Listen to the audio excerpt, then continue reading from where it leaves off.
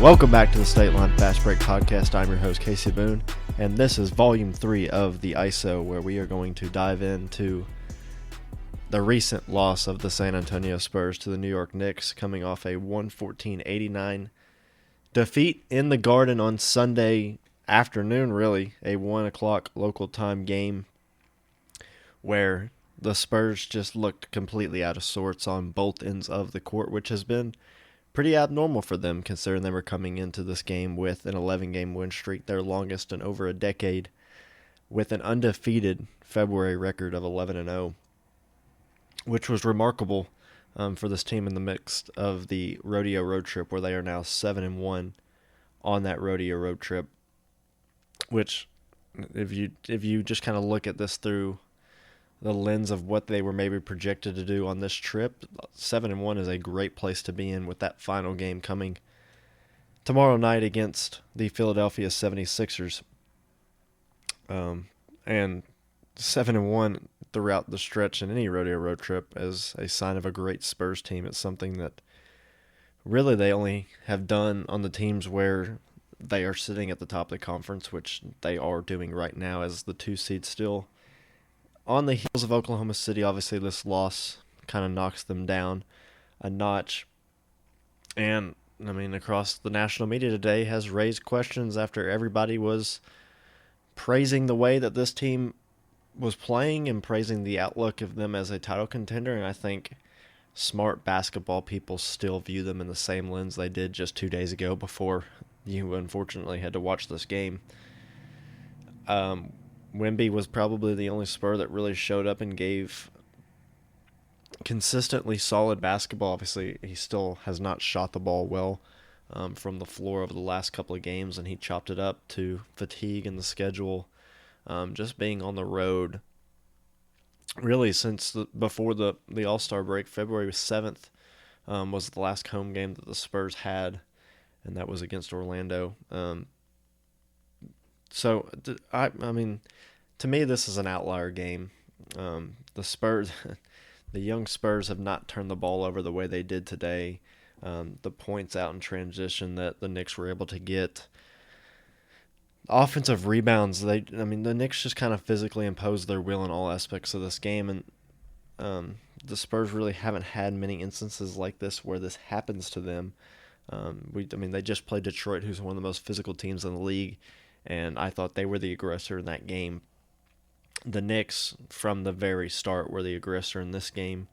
The Spurs actually jumped out to a pretty substantial lead to start. They hit a couple shots, and then that's when I thought it was a pretty poor officiated call, but they gave a flagrant one to Dylan Harper on a Jalen Brunson jump shot, which ended up in 3 free throws and the ball. He ended up making 2 of those free throws, but then they ended up scoring after possessing the ball, and that really kind of turned the tide in this game. You saw the Knicks get a lot of momentum, just getting some calls, getting to the line, which I thought they did well early in this game. And the Spurs just went ice cold. They shot 26% from 3 after really during this 11-game win streak. They had shot the ball really well, mainly Devin Vassell and Julian Champagnie. Champagnie only 3 points in this game. Vassell actually had the best statistical shooting night of any Spur, shooting 50% from the field, scoring 18 points, but was 3-9 from 3. So not his best performance in these moments. You got to give credit to the Knicks. I mean, Jalen Brunson played well. Maybe not his best shooting night, but Mikal Bridges has seemed to be the Spurs' kryptonite. He had a massive performance in the NBA Cup final. He had a big-time performance again tonight. It just seems like every shot he kind of put up at one point, really in that third quarter, he kind of broke the game open with just dagger after dagger. This was the exact type of game that if you are somebody who questions the Spurs' ability to contend, this is the exact type of performance that you look at and go, bingo, that is exactly why I struggle to see this team having a substantial playoff run. The youth, the inexperience, maybe the lack of size in the front court outside of Victor and Luke Cornett. They're pretty undersized in terms of they've got some bigger wings, but these guys are 2 3s. They don't really have a big physical 4 um, that you see several teams that they're going to have to compete against have. Um, the Knicks really have that. They it's a matchup problem for the Spurs because they have those big physical interior guys, and it's hard because they went with Wemby on Josh Hart to start the game, um, and they kind of played it how Oklahoma City plays Denver when they put Caruso on Jokic, and they stuck Steph Castle on Towns to start this game, and they tried several different looks, um, but even Josh Hart's such a roamer. A lot of times when the Spurs deploy this type of defense where they throw Wemby on a wing, it's guys that maybe that obviously they don't shoot the ball well. That's why you're confident you're putting Wemby down there. But Josh Hart just does so many little things. He moves so well without the basketball, which kind of presents a challenge when you do this, because there were several moments in this game where Wemby just completely avoided Josh Hart. He just no attention was spent to guard him, to even watch where he was moving. He kind of helped over, and Josh Hart would fly in, get an offensive board, keep a possession alive. When we would kind of lose him, and they would kind of drop off a pocket pass, he'd get a layup. So it was Josh Hart as a guard type body had 10 rebounds in this game. Now he didn't shoot it well from three, which is exactly what the Spurs thought would happen. But that movement without the basketball really presented some problems. And Castle's a great defender, and I think in certain matchups like this, he did a fantastic job on Şengün. But the problem is Şengün doesn't pose that outside threat that Karl Anthony Towns does, and so Cat was kind of able to space the floor out a little bit than some bigs are when this happens. And obviously Jokic is a good floor spacer too, but Cat's one of the all-time big man jump shooters in this league. And so that's a unique challenge for the Spurs, is just how many big physical wings they have with OG and Bridges. And when they're able to deploy Mitchell Robinson onto the court, he's such a fantastic rebounder that Wemby almost has to stay attached to him. Guards can go one-on-one. That just presented a lot of challenges for the Spurs, and they even at some points would put Wemby on Diawara and wanted to make him shoot. And he probably made as many threes as he has in the last 5 games. In this game, I don't know the stat on that, but it just seemed like every big moment that the Spurs kind of started to inch the game a little closer, it looked like they were maybe about to make that run. Diawara would hit a big shot. Now he was, I think, 4 of 13 or somewhere in that range from three. But every one of those threes just felt like it ripped your heart out, because it was a time in which the Knicks desperately needed a made shot. He made a lot of hustle plays, had a couple good defensive plays. I thought he was a big-time X factor in this game. And, of course, really the role players for the Spurs were not there. They pretty much got zero bench production whatsoever. This was Keldon. Keldon pretty much had no influence on the game whatsoever, which he's been a 6th man of the year candidate all year long. He's been that spark plug off the bench where in these sluggish games, he's really been the energizer and kind of sparked some runs. It felt like he was even flat. And this is, I think it's a direct result of you've been on the road for a month. The NBA puts you in a terrible spot. You're in New York City. You get there Thursday. You're playing the Nets on a back-to-back after you just had a pretty emotional game against Toronto in which they had to come back from a big lead, that was the formula, what you thought that may happen versus the Knicks, but the Knicks are too good of a team to allow something like that to happen, especially in the circumstances.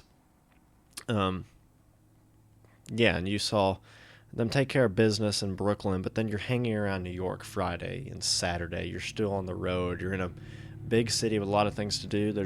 It's a great chance for guys to get distracted. And then bang, you're playing a 1 o'clock local game in New York City on a Sunday. That's a scheduling nightmare for most teams, especially for a team that's been on the road for a month now.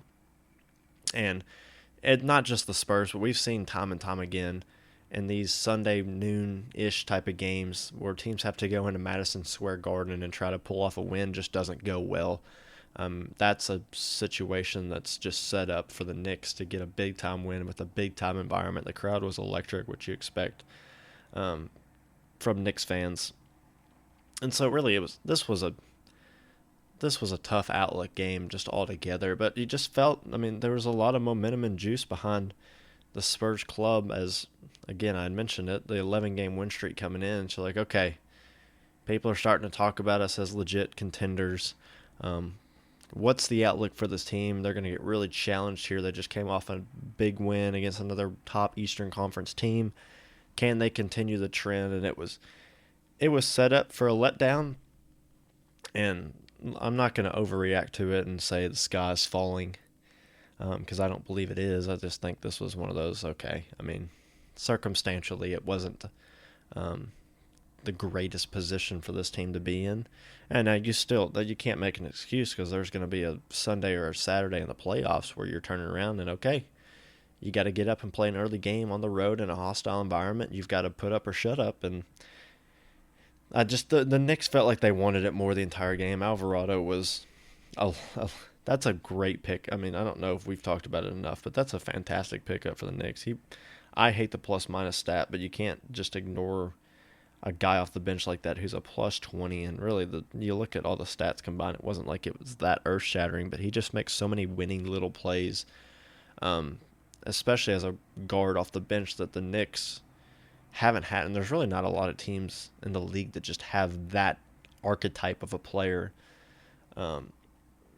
That's just an awesome, awesome pickup for the Knicks, and I think we've seen his impact on that roster already. And I came on this podcast when we did it with Josh just a few days ago, and I said I don't think the Knicks. I sung the Knicks praise all last year, and I said I don't think the Knicks are serious contenders this year. And they said, "Boy, here, watch this. We're gonna hang a 25-point win on the Spurs, and the lowest point total the Spurs have scored all year." And again, that's why I say it's an outlier. I mean, it was abnormal in terms of, again, the Spurs have not, since the start of the year, they were a young team trying to figure each other out. None of those guys have really played a lot together. So you saw a lot of turnovers early. It has been a long time. I think since November, since the Spurs have had 20 plus turnovers, which is just mind-boggling what we saw. Just carelessness. Like, there were several times we were throwing passes to nobody. Like, there was not even a guy, like, it was a Knicks defender, and we threw it right to him, thinking, oh, we're going to get a slip screen here. He's going to come off this around the elbow, and the Knicks defender just fights through it. The Spurs guy kind of stops, not expecting the ball, try to get to another element of the play, and we're throwing this pass just almost blind and picked off, and they're going the other way. Transition defense was terrible because of this. Just they put themselves in an awful position time after time. And again, rebounding continues to be an issue. Then the Spurs are not the biggest team in the world size-wise, like I mentioned, and I'm going to get into this in a minute, but the Spurs rebounding struggles, especially with teams that can play with bigger fours and bigger fives that can kind of take them out of the game that they want to play. Is going to present a real challenge in the playoffs, and you're going to have to be more physical on the boards, and it's going to be a team effort.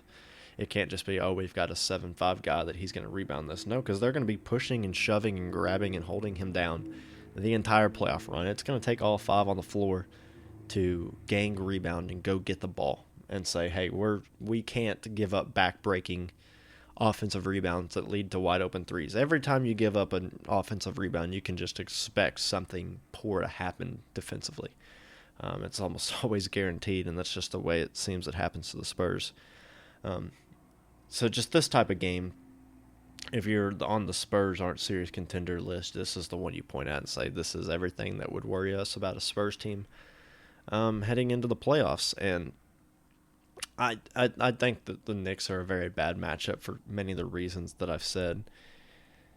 And it leads me to my next point, of which the Spurs need to get comfortable whether they want to shoot up to the 1 seed or 2 seed to avoid playing the Minnesota Timberwolves, because that roster construction is very similar to what the Knicks present you. And maybe even a little bit better. I think the Timberwolves are a more serious contender than what the New York Knicks are. And in this circumstance, They've got Rudy Gobert, who's kind of your Mitchell Robinson. I mean, obviously Rudy Gobert's a lot better defensively, but he presents those same type of rebounding concerns that we have. Then you've got Julius Randle and Naz Reid, who are more of your cat archetypes. Naz Reid probably fits a little bit more stretch five, who, if he's going to have a guard on him, it's going to present a difficult challenge because almost always you're going to have guys having to dig down on him, which could potentially lead to kick out threes. Julius Randle, like, we're going to have a hard time matching up with him. Who do we put on him? Just the size, the physicality. I think even Julian Champagnie or Vassell will have a hard time matching that level of pure strength and physicality that he brings. And we'll see what they do with Castle. I would imagine they're probably going to, Wemby will play on Gobert. Castle's got to draw the Anthony Edwards assignment, which I thought they would do with De'Aaron Fox, but they started out with Castle, or not, which I thought they would do with Jalen Brunson, but they started De'Aaron Fox on Jalen Brunson. I thought they would go with Castle, but Karl-Anthony Towns is such a physical force down low that you can't really trust Champagnie or Vassell. They don't have the strength to kind of counteract that maybe you're hoping Stephon Castle has. But that's just a tough assignment, however you want to chop it up to any of those guys. Castle's a great defender, and I think he's going to make all-defensive team this year. But that's just a tough ask, especially in that circumstances. I think it's going to be a tough ask again if you're having him guard Julius Randle, which I think Karl-Anthony Towns is a better offensive player, but we've seen what Julius Randle can do in the playoffs and some of the action that he has led this Timberwolves team to. They made the conference finals last year, and I thought he was a pretty influential player in that run. This is just, and we've seen it this year. They're 2-1 versus the Spurs, and it seems like Anthony Edwards always gets up for that game, maybe even more than Brunson does. And I know there's a thing with Wemby in the Garden, and the Knicks really just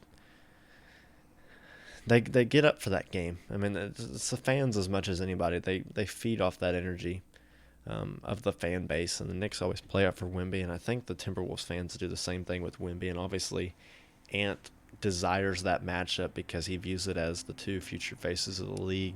He keeps crediting Wemby with being that future face, but I think that's just a little bit of motivation for himself to perform at an extremely high level and reach that status eventually. I think he wants to get that status ahead of Victor Wembanyama. And so you just know he's always going to get up for those games. And McDaniels is a very similar player to Bridges and Anunoby in terms of a bigger wing. He's gonna knock down shots, and you can't afford to help off of him at any point. He's a dynamic player. He's a great defender. I would imagine he probably gets the role of guarding De'Aaron Fox, but that'll be interesting to kind of see how that all plays out. I just really like how they match up with the Spurs, which is concerning for me, and which is why that is the matchup if you're the Spurs you want to avoid. I'm hoping that the Timberwolves are starting to get hot. They've won 3 straight. I'm hoping that they don't hop up into that 3 seed because that could just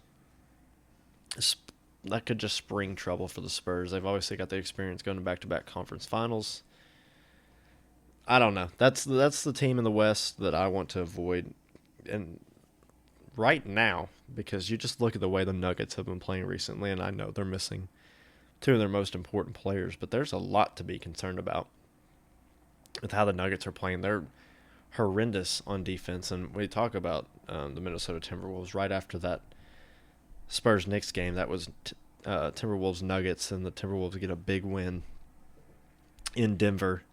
Jokic obviously put up ridiculous stats, as always, but just defensively, I still don't think he's playing, and they're not playing complimentary ball defensively whatsoever. And he's a key contributing factor to that. He's going to be able to score, but what does this team look like defensively is always going to be the question. And they're getting, for Michael Porter Jr.'s size and his stature, he was not a bad team defender. Cam Johnson has not provided you anything whatsoever that you were expecting to get out of that trade. He went 0 for 6 in that game, 0 for 4 from 3. It, it it's looking like that trade was an absolute disaster and a heist for Brooklyn, as Denver gets a lesser player overall. Even as a fit on this team, I think it's a lesser fit right now. I mean, I don't see how you can argue that with the production that he's putting up for this team this season. He's been hurt. If he doesn't turn it around, if they don't figure out a way to turn it around defensively, I've mentioned in the past, Aaron Gordon's going to be a massive influence on what this team's outlook is defensively. And they need a healthy Aaron Gordon. He was massive in their playoffs series last year against Oklahoma City before he got hurt. Even toughing it out with that injury in Game 7, I still thought he played a pretty good game. I don't know. The Timberwolves right now scare me a lot more than the Denver Nuggets do. And they're obviously going to have Nikola Jokic, and that's scary enough. But just the team dynamics, how they're playing off of each other. Minnesota just seems to know their identity a little bit better right now than what the Nuggets do. They're playing at a higher level. They're playing more connected on both ends of the floor. And obviously it starts with Rudy Gobert defensively. That's just a complete game changer and something that Denver does not have at that center position. It allows just their guys on the perimeter to be that much more aggressive. And when you've got a big like that, it makes everybody else around him better on the defensive end. And so that certainly helps, and that's a big plus for Minnesota. Denver had won 3 straight against Minnesota in this regular season before this win for the Timberwolves. And it was a massive one, and it puts them a full game up on the Nuggets as we sit here today. The Rockets are still a game up as well. Obviously playing less games up to this point, 2 less. And Kevin Durant's starting to get his stride. It's 3 teams that they could end anywhere 3-5, and it wouldn't surprise me. The Lakers are kind of lurking, but I still just don't see them as a serious threat to really take over one of those spots. I hope they stay in that 3-6 matchup, because the perfect scenario is lining out for me right now, with the Spurs being the 2 seed, the Rockets getting that 3 seed, Lakers at 6. So we get the winner of the Rockets and Lakers, which I view as a plus matchup for the Spurs. Avoiding Minnesota and Denver in the second round would be huge.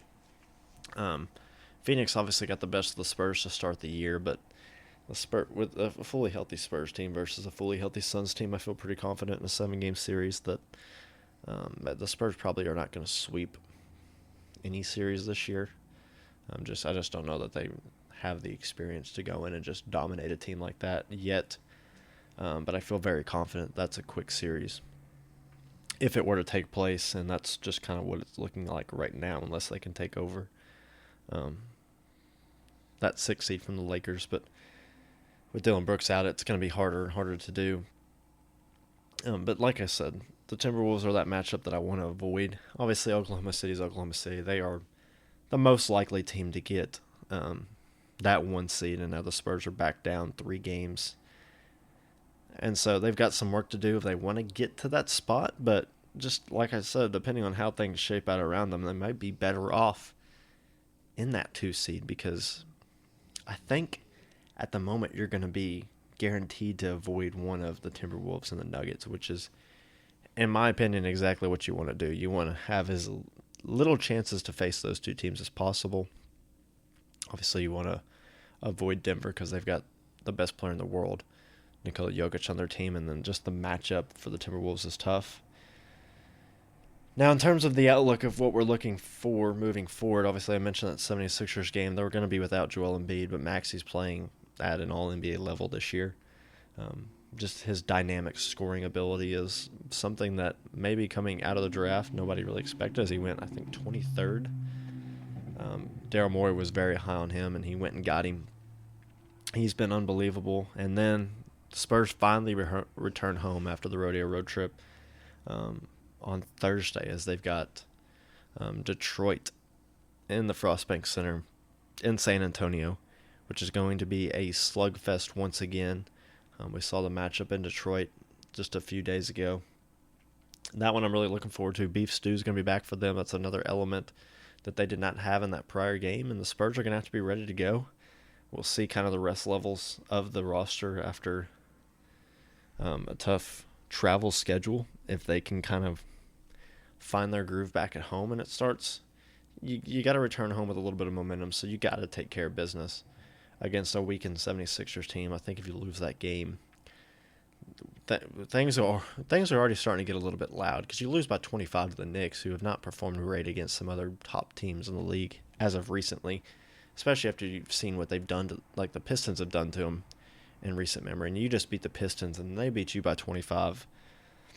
You've got to get this game against Philadelphia to kind of inspire some confidence in what the outlook returning home is. And then when you return home, welcome a gauntlet. Detroit, the Clippers, the Rockets, the Celtics, the Nuggets, the Hornets. Those are the games you've got coming back, and that is a very tough 6-game gauntlet. And for a team that, look, they're in a good spot right now, but you turn around and lose a couple of those games in a row, or you drop 3 out of 4 or 2 out of 3, certainly things could get real tight, and then maybe we're not looking at the team as a sure-in 2 seed in the conferences. If Minnesota continues to ride the hot hand and Denver turns it around, or Kevin Durant continues to cook for Houston, this thing tightens very, very quickly, and then the Thunder at that point have a real depth hold on that 1 seed. And so, look, you gotta return home motivated after a loss like that, re-energized because you're in your own home, you get your own bed, you're not staying in hotels for a month straight. Even those 2 Austin games, like, those are abnormal games. They're not in San Antonio. They're not at their own home. They're in a hotel that's all these media events. It's not a traditional home game. And so this is a stretch when you get some of these teams at home instead of on the road that you've got to really take care of business. You can't leave any doubt in your place in the standings and your place as a contender. You've got to really stick it to some of these teams and let them know we're for real. Wimmy needs to start shooting the ball better. And a guy that's going to be key for them, and they're going to go as far as he can take them in terms of half-court offense, De'Aaron Fox needs to start to turn it up. All year it's been okay. He's deferring to Castle. He's deferring to Harper. We got to tread lightly throughout this regular season. We got to keep this guy fresh because he's our ace in the hole. He's our highest paid player. He's got to be able to turn it on. He has to be able to turn it on. Come this time of the year, come playoff time, you've got the Spurs fans are kind of losing a little bit of patience because they view struggles like Sunday and they're like, okay, why isn't Fox taking over this game? That's what you traded for him to do. And he's still in that game, just defers a lot to these other guards, which I think is great when they've got it going. But neither one of them had it really going. I thought Harper was better than Castle offensively. But those are the games where Fox, like, he was settling for a lot of jumpers. You're so explosive off the bounce. Nobody's quicker in the league than you with a full head of steam. Get to the lane. Get to the rim. You've done well with your little pull-up floaters or stop jumpers. But try to get to the hole. He's going to be huge and key for them in this stretch run and in the playoffs. I have a lot of confidence that he's going to turn it around because it's not like he's been bad this year. He's an all-star. He's been great in spurts. It's just you have moments like these in big games where you're like, okay, this is probably the game you should look to take over, and he's still just as deferring to these other guys, which there's nothing wrong with it, but there's a time and a place where, hey, you're the $250 million player. Just go get us a bucket. And I think he's going to do that, and there's a precedent and a history with him being able to do that and doing it in big moments. And so that's not maybe a huge concern, but it's something that I'm keeping an eye on. There's certainly other people that are keeping an eye on it, and something that I look to improve drastically over the course of the next few weeks. And I think as we get closer to the playoffs, and when you kind of get out of the stretch that I just mentioned, that 6-game gauntlet, the schedule does lighten up big time. And I think that's where the Spurs are going to be able to really separate themselves in terms of win-loss record, um, because they got a lot of weak teams kind of in into the month in March, where if they're really true in this chase of 60 wins, they've got to get 17 out of the last 22, I believe. They can get there, and it's going to start with that stretch at the end of March. And they're going to be a 50-win ball club, which is great considering a lot of places didn't even expect them to get to 40 this year. So the fact that they're sitting here at 43-17 through 60 games is remarkable. And the Spurs team is really only up from here. And we just talk a lot about what the outlook is moving forward. How serious are they this year?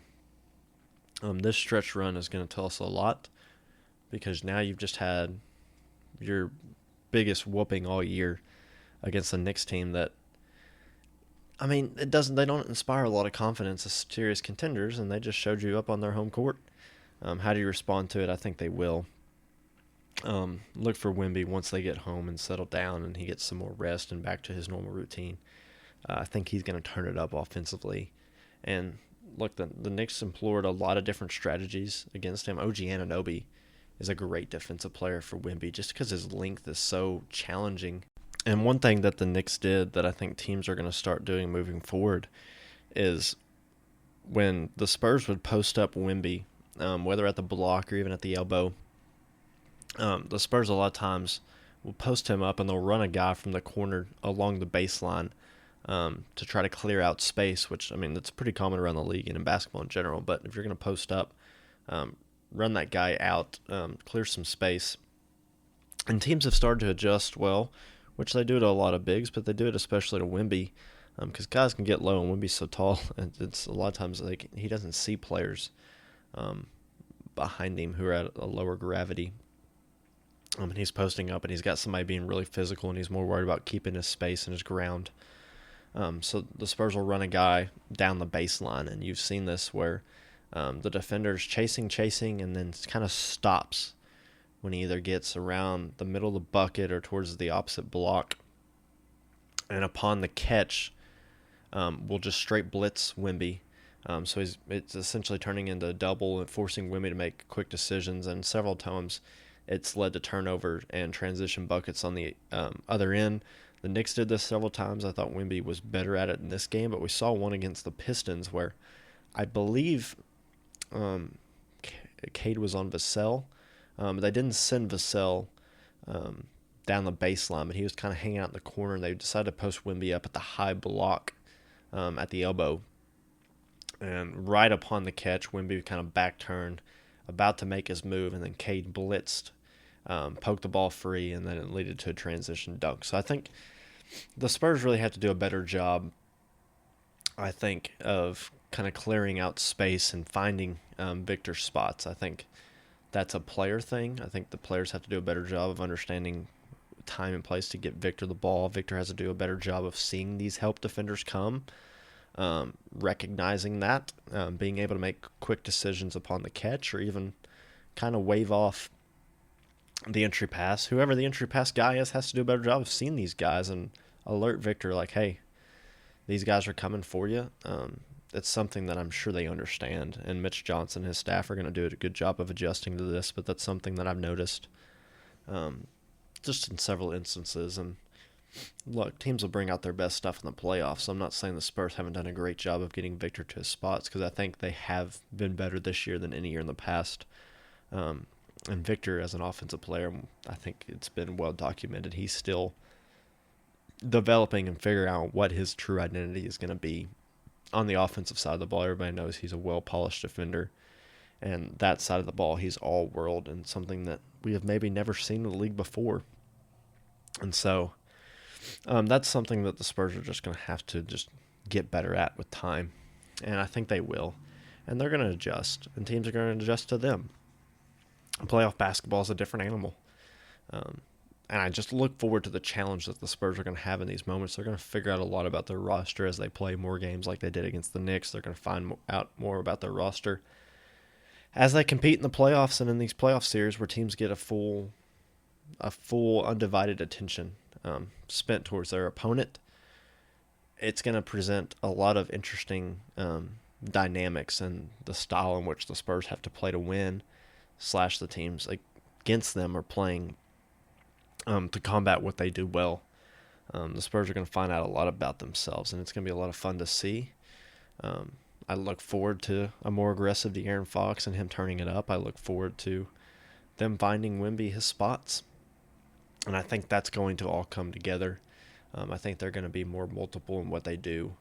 Obviously down this last stretch as they kind of balance out and get used to this 9-man rotation, it seems like Carter Bryant has kind of found himself on the outside looking in these big moments, which I know some fans are upset about because I feel like he was really turning the corner and starting to become something, and it feels like you're kind of screeching the brakes and halting that a little bit as you dial in about what the roster might look like in a playoff setting.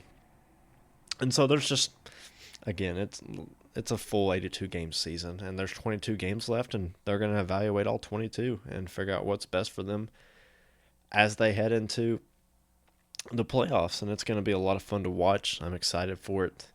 Obviously, the Spurs haven't been in the playoffs in many years. The last one coming against the Denver Nuggets in 2019 was their last playoff series. They've had some play-in moments, but I don't really count those as playoffs. So I'm looking forward to it. And this has kind of been a very Spurs-heavy episode. I wanted to dive into that Knicks game a lot and just kind of what my thoughts are on it and the impact that it has on the roster moving forward, as well as an outlook against some of the other Western Conference opponents, and just what the rest of the season looks like for the Spurs as they kind of wind down towards the end of the season. The plan is to be back on with Josh at some point later in the week. I'm still figuring out some scheduling details, as just have conflicting schedule and a lot going on at this point in the year, as we do just all year round. It's just the nature of our lives right now. But we're going to get one of those out. We appreciate the support on all these podcasts. Please continue to reach out with suggestions or feedback, as it does mean a lot, and it allows us to continue to improve. Just doing something that we enjoy doing. So I hope you enjoyed this episode of the ISO. Look forward to future episodes of the ISO, but also the normal State Line Fast Break podcast with Josh. It's a lot of fun, and we're going to continue to crank these out. I know I'm going to do a lot of these Spurs ones over the next few months as we get into some bigger games. It's been a blast. Obviously, as always, you can find us on any social media platform at the State Line Fast Break Pod. You can listen to us on Apple Podcasts, Spotify, and YouTube. As always, we thank you all for listening, and we look forward to the next one.